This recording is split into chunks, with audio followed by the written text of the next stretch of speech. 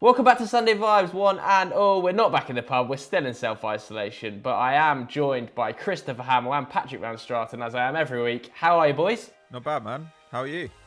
Yeah, not too bad. I've had another go at the trim today, so the fade's a solid 3 out of 10. How about you, Hamster? Mate, I'm tempted. I'm starting to get the duck arse. You know, that little flicky up Oh, no. bit at the back. Yeah, harrowing. I thought you would have been one of the first people to try it, I'm not going to lie. I thought you would have been straight in there. No, I've been quite guarded, quite reserved. Got to protect the money maker. Bit nervous about it. Right, let's crack on with the questions then. The first one, the headline one, was sent in by Keegan's Magic Magpies. He says, if the takeover actually goes through, should Newcastle sign Gareth Bale, or is it too much of a risk given his injury record? Of course, Gareth Bale is being linked to Newcastle to the tune of £53 million by some newspapers this week. He does have a contract until 2022, and he's on £600,000 a week, according to Marca, which is an awful lot of money. So, who wants to go first? Hamill, do you think this would be a good deal for Newcastle? Yeah, I mean, straight away I'm thinking this would be an absolutely sensational deal for Real Madrid. He's 30, he turns 31 in July, and if Real managed to recoup half the money that they paid for him in 2013, which was around £91 million, wasn't it? Then Perez's pretty militant stance on retaining his services, despite this tumultuous period, would be entirely justified, especially when they were considering letting him go on a free to China, right? Just as a reason to drop those hefty wages that you just mentioned. He was set to earn, I think, around £1 million a week at Jiangsu Suning. That was July 2019, wasn't it? When that move was sort of pulled out. The rug was pulled out from underneath Gareth Bale by Perez in the 11th hour because the Real Madrid board wanted a transfer fee. I mean, Real Madrid and Zidane especially have made no mistake about it. They want shots of him, don't they? I remember after that sort of move collapsed, he refused to go to the Audi Cup, didn't he? That pre-season tournament in Munich, and Zidane said in a post-match interview, "I hope he leaves soon," which led to Bale's agent, Jonathan Barnett, brandishing him a disgrace and all sorts, and from there on in, the bridges were very much burned. And according to the Daily Mail, if this move goes through, it's going to set off a bit of a domino effect. So Real Madrid apparently want Kingsley Coman. Bayern want Leroy Sané, and Bale's exit would spark all this. It would ignite this summer frenzy. So there's more. Well, if you believe the papers, there's multiple things riding on this move actually materialising. Do I think it'd be a good move for Newcastle? Finances aside, I mean, yes, to attract a player of that magnitude, of that caliber would be totally out of whack with what we've seen at Newcastle over the last 15, 20 years. When did they last sign a player of that caliber? Probably Michael Owen. Can you think of any others, boys? I certainly can't. No, I think Michael Owen, yeah, I'd agree with you, that far back. But I mean, they've had so much go wrong in that time, haven't they? They were never going to be able to sign a player of that caliber. Yeah, I mean, his numbers have been fine when he started. I mean, if you go back to sort of 15-16 when he was making 29 goal contributions in 21 starts, that's gone sort of up and down year on year. So it's hard to say that he's experiencing a gradual decline, because in 17-18, there was 18 goal contributions in 20 starts. His expected goals and assists haven't gone below 0.6 in that time, apart from this year, where he's contributed to 4 goals in 11 starts. But that represents, an injured Gareth Bale or a inconsistent Gareth Bale is still much more of a threat than even Newcastle's best weapon, which at this moment is Alan Saint-Maximin. He's their most potent player with a current expected goals plus assists of 0.34. I think only one other player gets to the 0.3 benchmark, and that's Joel Linton. But Gareth Bale, 4 injuries alone this season. I just think it would just represent such a sizable culture change at the club. I think the highest wages at the club at current is 70k per week, and even with multi-billionaires coming in, right, to go straight to £600,000 feels like it's such a quantum leap. It feels like 1 or 2 steps too far. Like, they should be gradually building towards that caliber of player. But I don't know why they wouldn't take an expensive gamble on a promising youngster as opposed to just, you know, overshooting. Is what I think this represents. I don't know about you boys.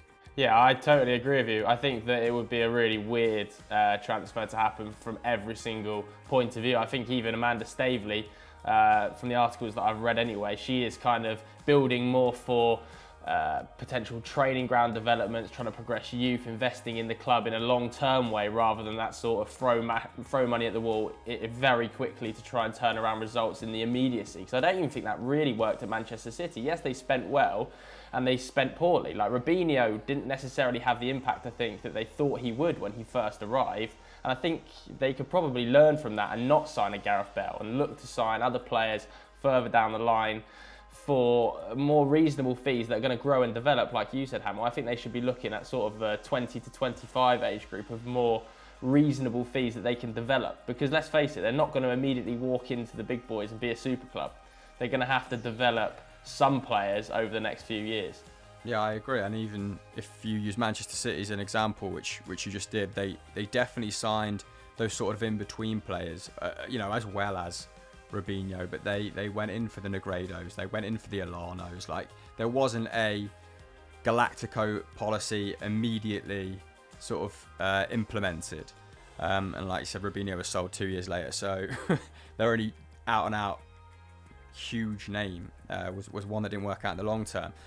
They are being linked with someone else from Real Madrid though, which is perhaps slightly more realistic, but I'm not sure if that player will want to go to the northeast. What about you? Yeah, well, I presume you're talking about James Rodriguez. I've seen the same links as you have, although I've also seen AS this morning reporting that it's 80% done his move to Atletico Madrid. Yeah. So I think that could be a slightly more interesting one, Pat. Yeah, I think if he can go to Atleti, he probably will go, and he'd be a really good fit there.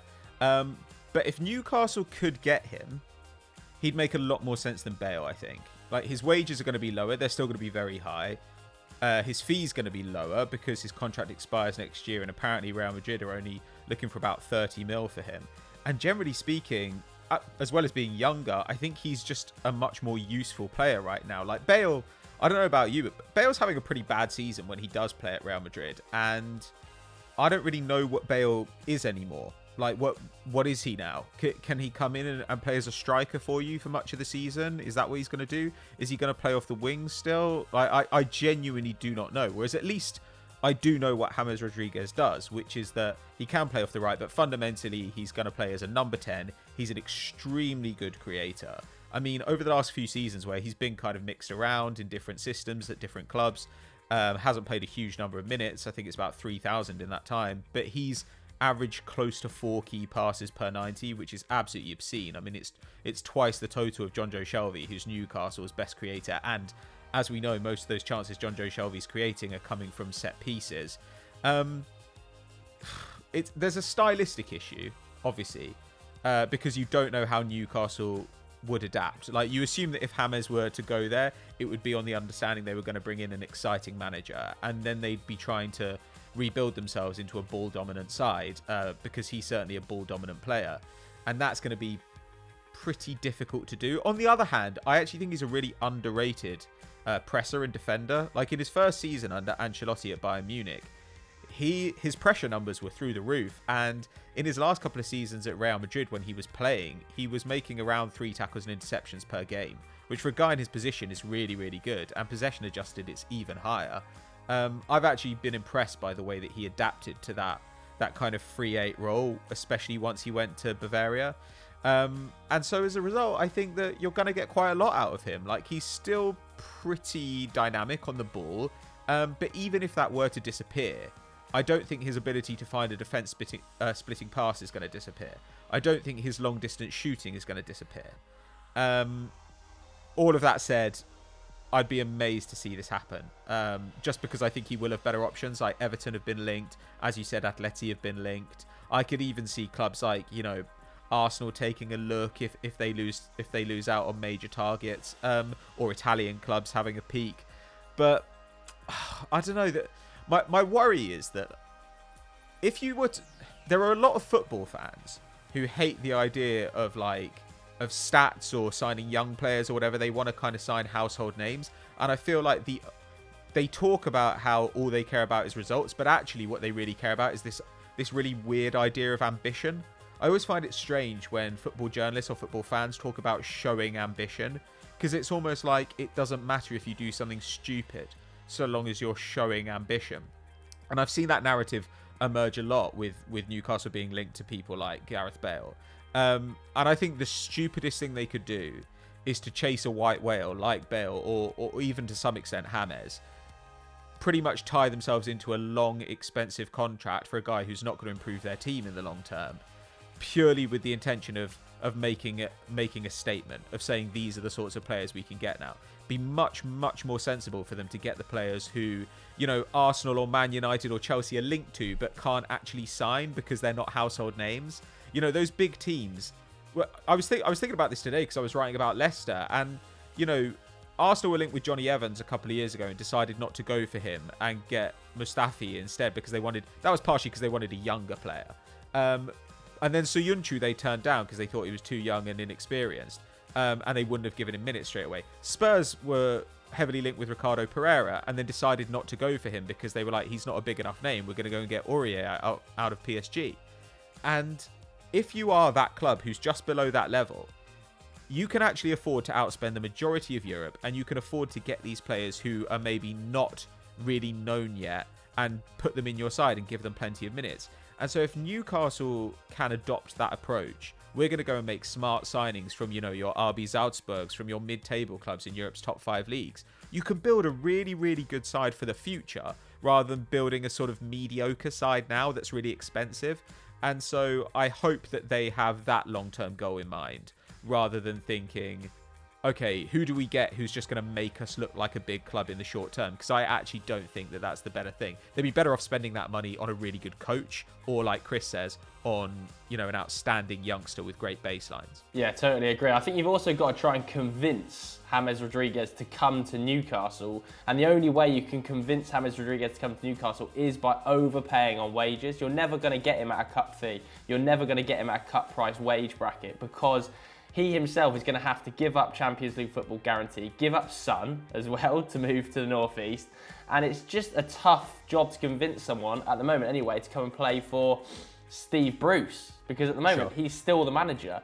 This takeover hasn't happened yet, has it? It's kind of 50-50 at the moment whether it is going to happen. It seems like it might, but Steve Bruce is still there. Yes, there'll be money coming in, but the new owners might decide they want to stick with Steve Bruce for another season. By that time, James Rodriguez is a year older. I mean, if you're pursuing Gareth Bale and willing to match those £600,000 a week wages, it would suggest that you are not going to keep Steve Bruce as your manager, wouldn't it? Admittedly, Steve Bruce could probably get better results with better personnel, but Newcastle are currently averaging 40% possession, which is the worst in the league. If you're James Rodriguez or Gareth Bale and you're going to a club where Maurizio Pochettino isn't at the helm, you want to at least know that you've got a supporting cast around you that are going to enable you to play your natural game in your late 20s, early 30s, right? Because it's not just one last payday. Both of these players haven't played over, 30-game seasons in an awfully long time. I think it harks back to sort of Monaco for James Rodriguez and Gareth Bale sort of early years at Real Madrid for him. So they're going to need to get sort of the maximum out of them in the short space that they can use them. I say short space, the fitness might be fine, but that's not really going to happen. Should they not have players around them that enable them to play this way, and a manager as well. So I think that's what cast out upon it for me. Just these players not even seeing them as Newcastle as a viable destination despite the money, because of the manager, the incumbent manager. Newcastle would be smart to spend a bunch of money this window. The thing about their incredibly disreputable sources of revenue is that they're probably going to be relatively unaffected by market shrinkage this summer. So the fact that this money is coming out of the Middle East probably means that they will have more cash on hand than other clubs. And with that in mind, it wouldn't be a bad window to go and dump a bunch of cash into the market. But trying to do it all on one Hail Mary player is it's a bad idea. You know, you're asking for an injury or something to completely derail your plan. What they'd be smart to do is go for the guys who clubs would have signed if they had the cash this summer. You know, so Lorenzo Pellegrini was probably expected to get a decent move this year because he's got this 30 million buyout, and he may well still get that move. But the number of clubs who could buy a 30 million player has gone from, you know, being quite large to now being probably quite small. Well, if Newcastle is one of those, that's the kind of guy you want to go and get. So trying to go out and pick up a few of those people, you know, make some short-term moves, maybe even some loans or maybe some like 1 or 2 year contracts. I don't think those are a bad move. To me, the idea for Newcastle should be, let's build out the squad, let's round it out, because it's not like there's one area of it that's totally sorted and you can leave alone. There are a bunch of positions they need to deal with. And so if they can go out this summer and maybe buy 6 or 7 players in the kind of 15 to 30 million pound bracket, they will be in a really strong position relative to the rest of the clubs around them going into next season. And that way you could imagine them saying, okay, well, like, we're giving Steve Bruce better players for a year, and then we'll maybe go hard again next summer with a new coach. Because also, if you sack Steve Bruce, you're going to have to pay him.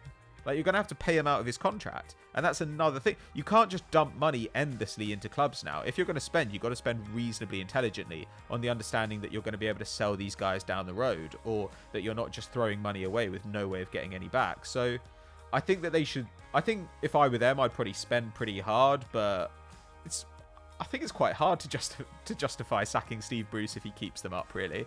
And yeah, to me, I would just always...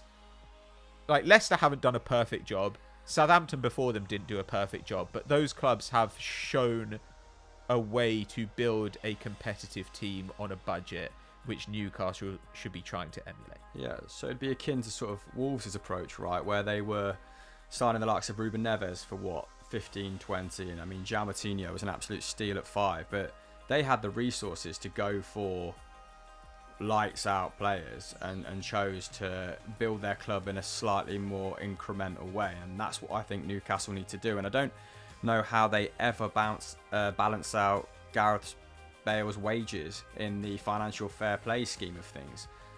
If we want to be a little bit more pragmatic about it, how do you... I mean, TV revenue in the Premier League is double that of Serie A. It's higher than the La Liga and the Bundesliga, but not that much. That is disproportionate. How do you break even over or not make losses of 30 million in a 3-year cycle if you're paying Gareth Bale £600,000 a week as Newcastle with no Champions League football and kind of limited global scope? I think Pato raised a really good point as well. Like, we're talking about all forward players, all the players that have been linked to them, like Bale, Coutinho, James, in terms of signings. They've spent 40 million on Joe Linton. Okay, it wasn't a player seemingly anybody other than Mike Ashley wanted at the club. I think Mike Ashley paid half of the fee out of his own pocket, didn't he? But they've also bought in Alan Saint-Maximin, and before Joe Linton, I think, was Almiron not the record signing at the club anyway. So it's upwards of £70 million worth of investment on the forward line. Maybe it's better off spent in the midfield and at the back. I saw Koulibaly linked to the club earlier in the window. He also feels a little bit like a white whale of a signing in that he's a push too far. But maybe they should be focusing on the back, because the back line isn't great. You know, DeAndre Yedlin, Fernandez, Jamal Lascelles, Dummett's back there, isn't he, as well? Danny Rose. It's okay, but there's that to me is a more obvious area of investment than a forward. Yeah, agreed. I think getting in Danny Rose on a permanent would actually be pretty smart. But yeah, I mean, like, you could probably give somebody, if you've got decent money, you could probably give someone like Kurzawa or Meunier like a short-term contract where other teams are not going to want to pay through the nose for them on a free transfer this summer because they know they're going to get shafted on wages. Like, you can afford to go and give those guys a contract offer and see if they come, and if they don't, it's not a disaster. Like, I would definitely address the midfield, because whatever they've done in the midfield over the last few years, they're in a position where they're playing the Longstaff brothers and John Joe Shelvey. And I'll defend John Joe Shelvey. He's got some abilities, but I don't think he should be starting for an ambitious club in the Premier League. And as for the Longstaff brothers, like maybe they'll turn into something, but right now neither one of them is really showing anything to get excited about. So, yeah, I mean, it just feels like their plan all season long has been like either John Joe will hit an unbelievable pass or Alain Saint-Maximin will beat 5 guys and somehow will like scuff it in. And that is not the way that you build a competitive side. You've got to have more plans than that. Yeah, totally agree. Should we move on to quick fire questions then, boys? Anybody else got anything to add on the Newcastle transfer matters? No. They can have Mustafi for 5 mil. They can have Phil Jones for a couple mil as well. Right, let's move on to quickfire then. The first one was sent in by Charlie Carey, who says, who will you be supporting for the Bundesliga season? Now, obviously, the Bundesliga's back this weekend, right? Yeah. So who have we picked up? Who's going for what teams? Well, I did Football Daily's random generator, which of course, most Football Daily fans will have done, and landed on Eintracht Frankfurt. And whilst I was doing the one-on-one on Red Bull, actually, I came across some good stuff on Frankfurt and how they're sort of ultras, quite left-leaning, quite politically outspoken, which I was a fan of. So I'm very comfortable with that. Match made in heaven for me, mate. So I'm going to go Eintracht Frankfurt, who I think are playing Borussia Mönchengladbach. So that'll be a hell of a opening tie for my new fandom. Yeah, I mean, the random generator gave me Borussia Dortmund, to be fair, but I feel like that's a bit boring, isn't it? That's a bit boring. I think their first game this weekend's against Schalke as well, right, in the derby. So I will definitely be watching it anyway. I'm sure everybody's going to be watching the Bundesliga, but yeah, I got Dortmund. So I suppose I'll be supporting them over the coming months. Although, will we really be supporting them after 2 weeks? Are we all going to be like, yeah, the Bundesliga? But just enjoy those 2 weeks, mate. Yeah. Pat? I'm a bit worried about getting too excited about it because I feel like they're going to obviously be testing every week, and I wouldn't be surprised if they come back, play one round of fixtures, do test the next week, a bunch of players test positive, and then they're like, and then the clubs who have those players are like, well, we can't go and play our game because half our players are out, and then they just end up having to cancel it again. I am a bit worried that happens. The random generator gave me Leipzig. But to be honest with you, I'm just team anyone but Bayern. Like, all I want is for somebody not Bayern to win. Unfortunately, Bayern do actually have a pretty hard run in. They've got Dortmund, they've got Leverkusen away. Like, they've got a couple of really tough fixtures. I think they might have Gladbach again, maybe. So they've got some tough fixtures in there. And I just want anyone not them. Like, I mean, I would have said Leipzig earlier in the year, but Dortmund got really fun after Christmas. Leverkusen aren't going to win, and neither are Gladbach, but they're both insane and really fun to watch. So, yeah, I'm Team Chaos. Just anyone who can beat Bayern, I'm on their side. All right, next one was sent in by G-Man. He says, best league/clubs to buy from in terms of value for money. I mean, Ligue 1's been extremely fertile in recent seasons, hasn't it? And there's been some extremely good sort of value to be had there throughout the league, particularly with big clubs going through a period of flux. The top 4 changes, barring PSG, every year it seems, doesn't it? So, even in recent memory, players from Rennes, players from Marseille have been there to sort of pick up for relatively middling fees. I mean, traditionally the answer to this has been the Eredivisie, hasn't it? But it's been a little bit more difficult to navigate in recent times with Ajax's and PSV's and Feyenoord's level of dominance. So yeah, I'd probably go Ligue 1, but the Bundesliga are probably producing the best young talent in Europe's top 5 right now. So it's a really hard question to answer, to give a short answer to. But yeah, if you were to give me 30 million, Joe, I'd say build a team. I'd probably head to Ligue 1, League 2, League 2 even. As a first port of call. Yeah, I think it is. It's definitely easier to get players out of the French league, I think, is my initial feeling. I think in terms of talent, they are maybe second to the Bundesliga, but I think it's easier to poach players from, like, I don't know, let's say Nîmes or something like that, than it is to poach players from a lower half Bundesliga side, unless you're Bayern Munich, of course. Because traditionally they need the money more in France. German clubs are quite profitable, quite, well run. So, like Toulouse with Sangare, who we kind of talk up every other episode, they're going to need to let him go for 15 to 20 after being relegated this season, when that's a player that should really be going for 25 to 30. Like, I think German clubs don't really let themselves get in that situation. But yeah. Well, we don't know what will happen though with German clubs, right? Because like the main source of their financial stability is match day revenue because they're so well supported, and so it will be a bit interesting and a bit worrying to see what happens to their finances.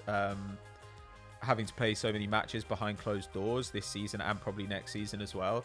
I agree with Chris though. Like Ligue 1, like the cost of a player from Ligue 1 is probably not going to be that dissimilar to the cost of a player from the Championship. And I think the Championship's a really strong league, but Ligue 1 is a top league. And I would rather have the player if they've shown themselves to be good in Ligue 1 than from the Championship. But I still think the Championship's worth looking at. Ligue 2 is worth looking at. But actually, I think there are bargains to be had anywhere. Now, I think if you're smart about it, like even in Spain and Italy, like the last few years, people with buyout clauses, people have been able to get, you know, Dani Ceballos for 15 mil. I think Fabian Ruiz was about 30. You know, Lucas Torreira going to Arsenal for 25. Like those players are gettable. Mohamed Salisu is going to go this summer for about 12 million. These guys are around. So if you're a bit smart, you can find a bargain anywhere. But yeah, I mean, the quality of young player that France produces right now is also the best in the world. So I would probably be looking to get French players in anyway, because there are guys who aren't getting minutes for their under 21s who would start for Premier League sides competing for the Champions League. Malang Sarr has a contract expiring this summer. He's going to go on a free, and he has never had a cap for the national team because the depth is so obscene. So if you can go and get a guy like that for nothing out of Nice with 4 years top level experience, that's as good a bargain as you'll get. I think you can really offset some of that worry now when you're recruiting from like dominant sides in inferior leagues, can't you? There's been a lot of interest from Tottenham, from overseas in Celtic's Christopher Ajer, which obviously I've sort of got a vested interest in. And a lot of fans in the Premier League sort of are still, despite producing the likes of Van Dijk, kind of turn their nose up at talent north of the border. When really, if you look at certain metrics, I guess certain metrics are going to travel better. For example, I don't know, aerial duels, because of the size of the player. Like competing with his 6'4" frame is going to be relatively similar in most leagues, right? Or sort of deep progressions or packing, although I don't really use that very often now. I just think the data is there for clubs now to kind of not present themselves with an easy excuse to dismiss talent pools based on the quality of their domestic league. So I think, yeah, you're going to see some more gambles, but smarter gambles from more widespread places. Yeah. Next one then from Jarmed. He says, name one player who is effective but you hate watching because of the way they play. I've got to answer straight away for this. Luis Suarez. Super effective, but I don't enjoy watching Luis Suarez play football. Wow. Like I get he's a bit of a house and that's his sort of character, but he's got to be more of a moaner than I've ever seen play on a football pitch. Up there with some of that sort of Barcelona team pre-Suarez that just whinged at every decision. We're in the face of the referee at every opportunity. So yeah, I just don't enjoy watching Suarez, but he's undeniably one of the best strikers in the world. I don't like players who I feel like are always trying to get away with dirty things. So I don't really like Andy Robertson for that reason. He should have had 2 or 3 red cards over the last couple of years that he's kind of got away with. I think this is pretty well attested where referees weren't looking and he did something a bit dodgy. And that does remind me of that Barcelona side where, Jordi Alba would headbutt someone, or Sergi Busquets would dive to the floor, and it just pissed me off. It's the same reason I can understand when fans who don't support Arsenal get annoyed with Matteo Guendouzi, because he does it a lot too. And Dele Alli does it a lot as well. But I mean, just those kind of big bruising strikers who are a bit clumsy, but just bundle people over. Calvert-Lewin is a little bit more rounded, but the Chris Woods of the world, the Troy Deeneys. I think Troy Deeney actually was a pretty effective player at his best. I think he was a pretty decent striker, but he's also really dirty, and he's also a sore loser. And I've just never particularly liked him. But he's a good player, or he was a good player. Yeah, I think your answers were solid, boys. Very little else to contribute. All right, final personal question then. You have 5 ingredients to make a banging sandwich. What are you putting in? That one was sent in by Alan. Whoa. So, are we including bread as part of the ingredients, or are we just talking middle portion? He did follow this up with bread is not one of the 5 things. What counts as an ingredient? Can you say like what if you were like breaded chicken breast? Or do I need all the ingredients to make that? No, if it can be bought, it's one ingredient, I think. All right, cool. Okay. So butter. Oh, butter. You're not going to have butter. I think it's a waste of an ingredient, but go on, mate. Like, I want to hear yours. But if it's a sandwich, it has to have butter. We're not making a burger here. Let's make that very clear. It's a sandwich. You can butter I think it needs to have butter. I'll go sausages, bacon, eggs, butter, and ketchup. Holy sh**. I mean, it's solid. It's very solid. I mean, I would say, though, you could knock the butter on the head and add some sort of hot sauce or some brown sauce or something. I'll stick with what I know. Ketchup, and then I'll let the yolk do the work for me, boy. Also, I'd say that you're missing one of the like major elements of like a great. To me, like you've got to have protein in there of some kind, right? So like some breaded chicken breast would be amazing, or like some bacon or sausage or something. But you've got to have cheese in there, I think. Like cheese is just molten cheese makes a sandwich absolutely incredible. So like, oh god, this is fucking hard. I can't be that specific, but I'd probably go like some sort of breaded chicken breast, a cheese. I'm not particularly fussed. A hot sauce of some kind. Ooh, maybe a mayo just to like give it a bit of lube.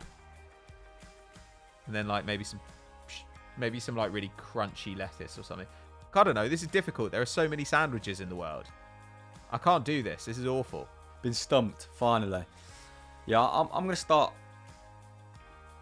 probably from sauce inwards. So I'm going butter because I just copious amounts of butter on there. Again, it's an extra lubricant. Butter and mayo. It needs help getting down my gullet. And then I think, chicken escalope, probably with some salami on top, like a slightly Italian leaning sandwich. So yeah, I think so. Chicken escalope, salami on top. Does that leave me with one? Or bread, mayo? Mayo. Yeah, just put some cheese in there. Put some mozzarella. Put some mozzarella on there. None of this goes together. It's chicken all just and dairy. salami. You got so many dairies in there. You got butter. Do you want to put some yogurt in as well, mate? You got butter, mayo, and cheese. I'm gonna take if I'm putting the buffalo mozzarella on there. There's no need for the mayo, of course. So let's take the mayo off and let's just have a little bit of pesto on there inside the bread instead. All right, there we go. What an answer that is. So that is it. That's all the time we've got for on today's Sunday Vibes. If you want to get your question answered next week, send it to us on Twitter during the week. We usually put the tweet out on a Tuesday or a Wednesday. Anything else to plug, boys? No. Nothing else to plug. Well, I guess go and watch the podcast, go and watch We Need to Talk, all of that good stuff. Thanks very much for watching. See you later.